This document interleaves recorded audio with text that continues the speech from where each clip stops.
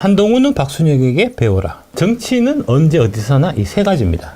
첫 번째로 대의명분, 두 번째로 세력, 그리고 세 번째로 타이밍입니다. 제가 이제 5번 이상 읽은 인생 책이 세 가지가 있는데, 이제 첫 번째가 손자병법, 두 번째가 셜록 홈즈 전집, 그리고 삼국지입니다. 손자병법을 싸우는 방법에 관한 책으로, 셜록 홈즈 전집은 진실에 다가가는 방법, 증거 들어갔고 그 증거에서 진실을 찾아가는 과정에 관한 책이다라고 보고 있고요. 삼국지는 인간 군상에 대한 얘기다. 삼국지를 제가 읽을 때마다 이제 책 캐릭터가 이제 달라지더라는 얘기입니다. 초딩 때 읽었을 때는 유비를 제일 좋아했고요. 당연히 이제 초딩 때는 이제 유비가 주인공이니까. 중학교 때 이제 책을 읽으니까, 삼국지 읽으니까 그때는 조조가 좋더라고요. 실리가 짱이지. 예. 그러니까 유비는 좀 쪼다 같아. 대학생 때는 이제 제갈공명을 되게 좋아했었고요. 화려하고 멋지니까요. 동남풍을 불어일으키고 이제 하는 거니까. 30대 때 이제 삼국지를 읽었을 때는 사마의, 결국 사마의가 최후의 승자가 됐으니까요. 최후의 승자의 비결은 인내였다. 인내였다. 예. 40대 때 제가 다시 삼국지 읽었을 때는 유비가 다시 제해가 되더라. 그러니까 한번 생각해보니까 결국 사람들이 존경을 받고 역사에 이렇게 남은 사람은 사실 유비인 거잖아요. 결국 사람의 마음을 샀던 유비가 결국은 승자였다. 라는 이제 생각을 하게 됐고요.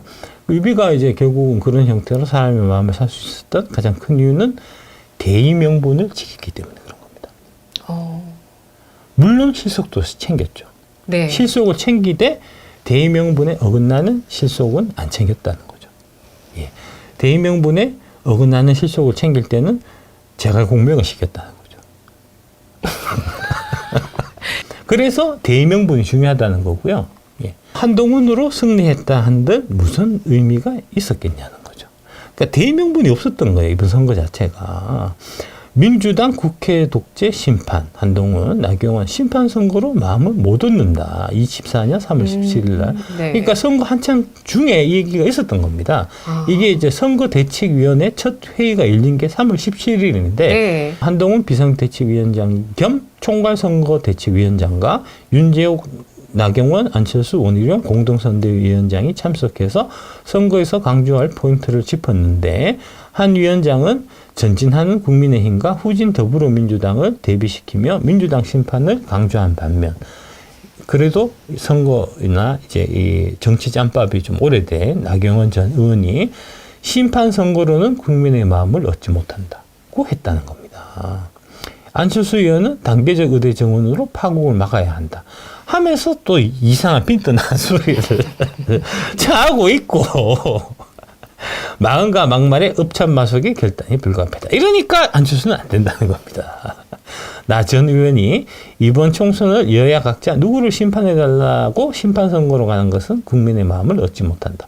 국민의 미래를 책임지는 선거가 돼야 한다고 지적했다는 겁니다. 이때부터 지적했었다는 거예요. 말을 안 들은 거야, 이 새끼가. 계속 얘기를 했는데 하나도 안 들었다고, 한동훈이. 국민의 마음이 힘드니 치유와 위로가 되는 정책이 필요하다는 말이라고 설명했다. 나경원 얘기만 들었어도 이렇게 참패 안 했다고요. 대의명분, 정치, 선거에서의 대의명분은 여당 입장에서는 비전이잖아요. 우리가 나라를 이렇게 이끌어갈 테니까 표를 주십시오 하는 거잖아요.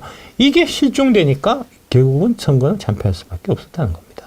의대 증원 문제는 이제 대통령의 카르텔 혁파라는 정책 아젠다, 대의명분의 핵심이라는 겁니다. 근데 이걸 갖고 의대 정원 2,000명 원칙에 여가 당했다. 대통령 탈당까지 나왔다는 거 아닙니까? 이게 4월 1일 날 있었던 일인데 의사들한테 뭐 정치자금을 받아서 그랬는지 하여튼 계속해서 이거를 흔들려고 하는 시도가 총선 기간 내내 있었고, 이거에 대해서 대통령이 흔들지 마라. 나는 원칙대로 갈 거다. 카르텔 혁파라는 대의명분의 핵심이니까 여기에 힘을 실어줘서 그렇게 선거를 해야 되는데, 한동훈은 오히려 그 반대를 했다는 거죠.